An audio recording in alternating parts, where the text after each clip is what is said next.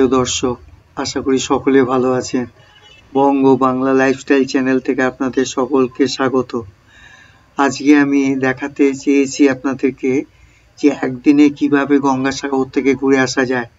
আগামী 8ই জানুয়ারি থেকে গঙ্গাসাগর মেলা শুরু হয়ে যাচ্ছে, কাজেই অবশ্যই তো দেখতে যাবেন। কিভাবে যাবেন, কত তাড়াতাড়ি যাওয়া যায়, কত কম খরচে যাওয়া যায়, তারই একটা ইনফরমেশন আমি এই ভিডিওতে আপনাদেরকে দেব।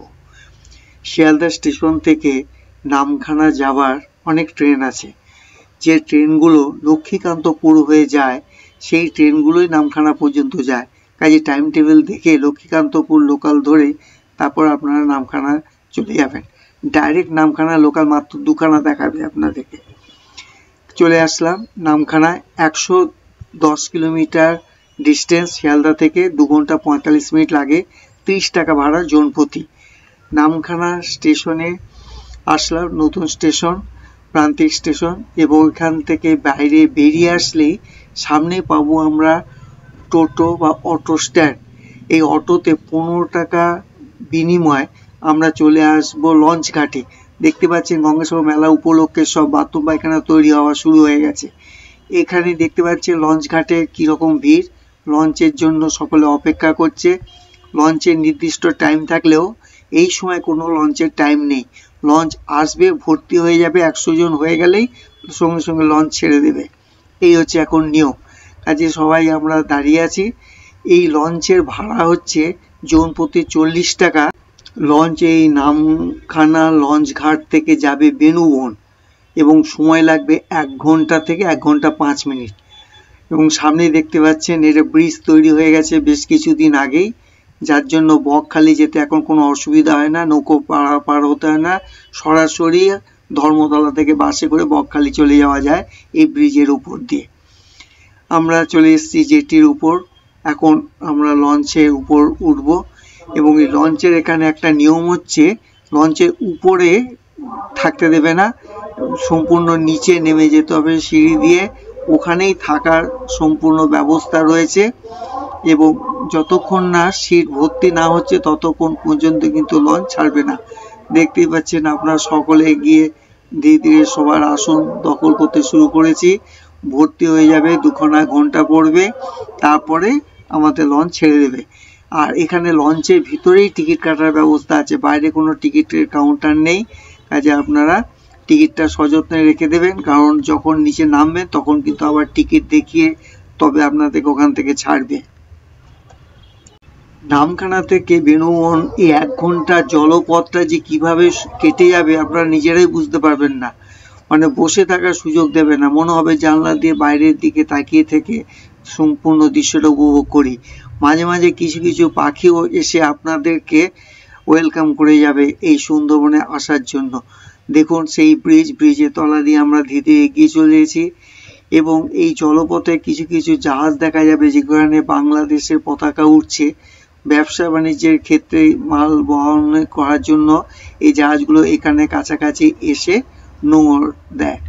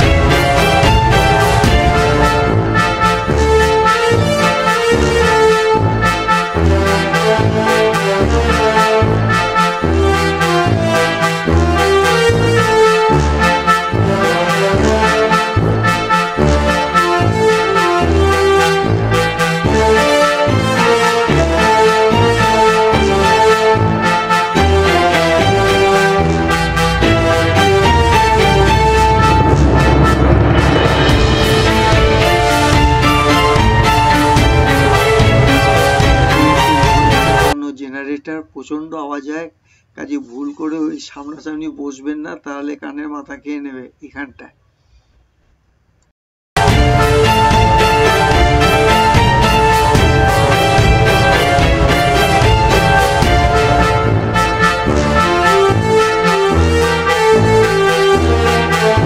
এক ঘন্টার মধ্যেই আমরা চলে আসলাম বেনুবন লঞ্চ ঘাটে। নৌকো লঞ্চ থেকে নেমে যেটি পার হয়ে আমরা চলে আসলাম বেনুবন বাস স্ট্যান্ডের কাছে। স্ট্যান্ডের কাছে এখানে অটো, ম্যাজিক গাড়ি, টাটা সুমো সব দাঁড়িয়ে থাকে, কিন্তু আপনি নিজে কোনো গাড়ি ভাড়া করতে পারবেন না। এখানে খেয়াল করে দেখুন যে সামনে একটা ছাতাওয়ালা, ওই যে দূরে ছাতাওয়ালা যে বসে আছেন ভদ্রলোক, ওখানে গিয়ে আপনাকে জানাতে হবে যে আমরা এখানে যাব, উনি গাড়ি ব্যবস্থা করে দেবেন। তারপরে আপনার গাড়িওয়ালা আসবে, এসে আপনাদেরকে নিয়ে যাবে। এবং এখানে যে রেট দেওয়া আছে সেই রেট অনুসারেই কিন্তু আপনাকে টাকা পেমেন্ট করতে হবে, এর কম বা বেশি হবে না। এবং যতজন যাত্রী সংখ্যা আছে ততজনই নিয়ে যাতায়াত করতে হবে, এই হচ্ছে এখানে ব্যবস্থা। আর এই বেনুবন থেকে গঙ্গাসাগর যেতে সময় লাগবে প্রায় 25 থেকে 30 মিনিট। 12 কিলোমিটার রাস্তা, দীর্ঘ রাস্তা, তবে রাস্তা খুব ভালো, কাজে সেদিকে অসুবিধা নেই।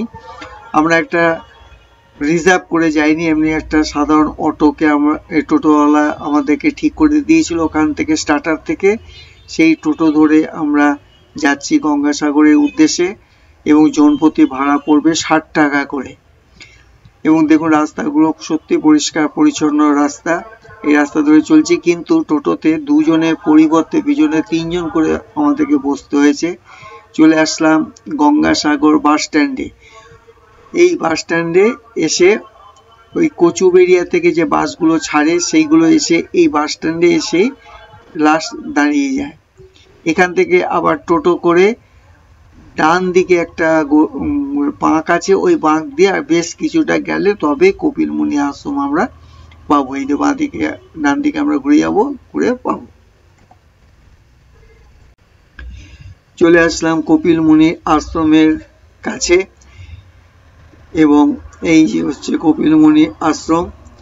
এখনই মোটামুটি ভিড় হতে শুরু করে দিয়েছে, মন্দির সব প্রায় খোলা থাকে। এবং বাঁ দিকে যে দরজাটা আছে ওই দরজা দিয়ে প্রবেশ পথ, আর ডান দিকে দরজা দিয়ে বাইরে বেরোনো যায়। আমি এসছি নামখানা দিয়ে এসছি, আর আরেকটা দিক দিয়ে যাওয়া যায় যেটা কাকদ্বীপ হয়ে যাওয়া যায়। সেই কাকদ্বীপ থেকে কিভাবে যাওয়া যায় সেটা আমি পরের ভিডিওতে আপনাদেরকে জানাবো। তবে আমার কাছে যেটা মনে হয়েছে, এই নামখানা দিয়ে গঙ্গাসাগর আসাটাই সবচেয়ে সহজ এবং মানে নিরাপদ। মন্দিরের সামনে কোনো জুতো রাখা কাউন্টার দেখতে পেলাম না। মন্দিরের এক পাশে বাইরে জুতো রেখে মন্দিরের ভিতর ঢুকলাম, এবং এখানে যদিও ফটো তোলা নিষেধ আছে, তাও ওর ফাঁকে মাঝে মাঝে যেটুকুনি পারলাম ফটো তুলে আপনাদের কাছে শেয়ার করলাম।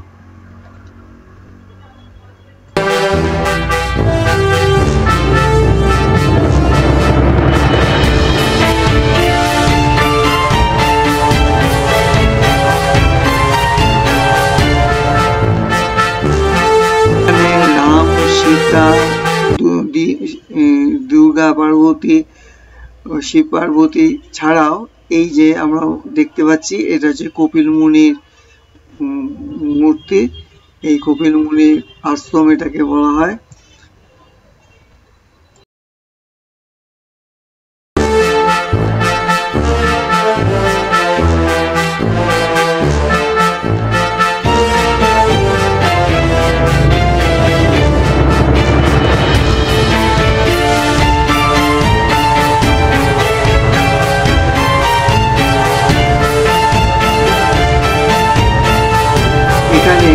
সন্ধ্যাবেলা থেকে সন্ধ্যা আরতি হয়, সেই সন্ধ্যা আরতি ভিডিও করবো বলে আমার মনের মধ্যে একটা ইচ্ছা ছিল, কিন্তু সামনে গিয়ে হোটেলে কোনো রকম রুম আমি পেলাম না। যেহেতু আমি একা এসেছিলাম, একা কাউকে এখানে রুম দেয় না, সেই জন্য আমাকে সন্ধ্যাবেলার মধ্যেই আমাকে বাড়ি ফিরে আসতে হয়েছে। কাজে এটা মাথার মধ্যে খেয়াল রাখতে হবে যে একা আসলে এখানে কিন্তু রুম পাওয়া সম্ভব নয়। কাজে আমি একদিনের মধ্যেই আমি গঙ্গাসাগর থেকে বাড়ি ফিরে এসেছিলাম।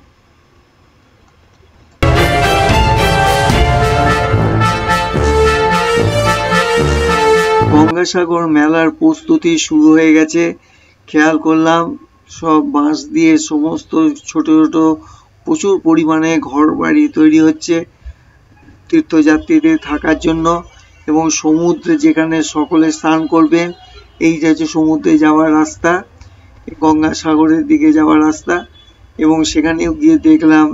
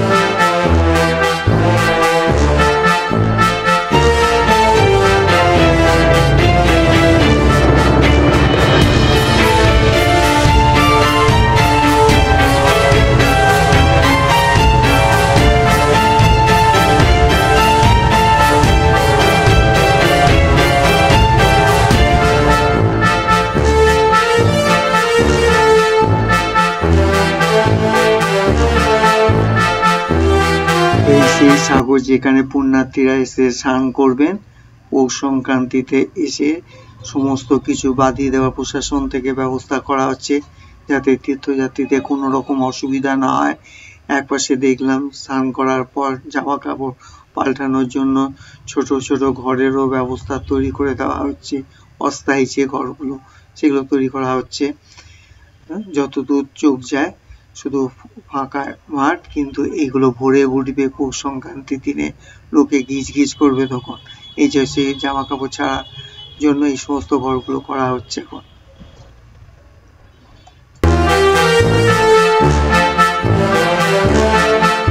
আর এইগুলো তীর্থযাত্রীদের থাকার জন্য ছোট ছোট ঘর তৈরি করা হচ্ছে। এইরকম ঘর প্রচুর চোখে পড়লো আমার, সেগুলোই দেখাচ্ছি আপনাদেরকে।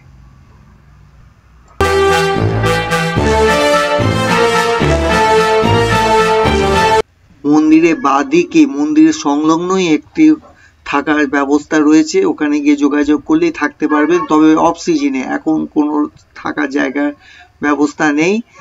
আর একটু দূরে একটুখানি দুপা হাঁটলে আরেকটা জায়গা আছে, সেখানেও আপনারা গিয়ে থাকতে পারবেন। এখন প্রচন্ড ডিমান্ড, থাকার ব্যবস্থা এটা করা যাবে না। আর এখন সারা বছরই এই মোটামুটি শীতকালটা সবসময় এখন লোকজনের খুব ভিড় লেগেই রয়েছে দেখলাম। মন্দিরের ডান দিকে নাগা সন্ন্যাসীদের থাকারও ব্যবস্থা রয়েছে, কিন্তু সেখানে ছবি তোলা অসুবিধা বলে সেটা দেখাতে পারলাম না।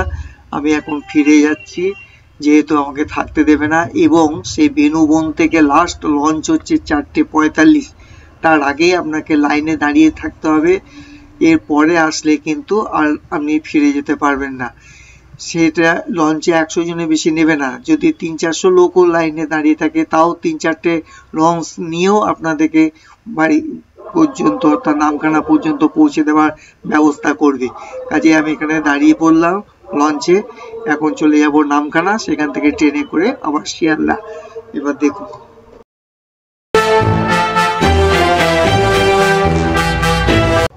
নদীতে ভাটা পড়ে গেছে, তা সত্ত্বেও এখানকার লঞ্চ কিন্তু আপনার নামখানা পর্যন্ত পৌঁছে দেবে। কচুবেড়িয়াতে কিন্তু এই সময় কোনো লঞ্চ চলবে না, কারণ ওখানে ভাটা পড়লে লঞ্চ বন্ধ থাকে।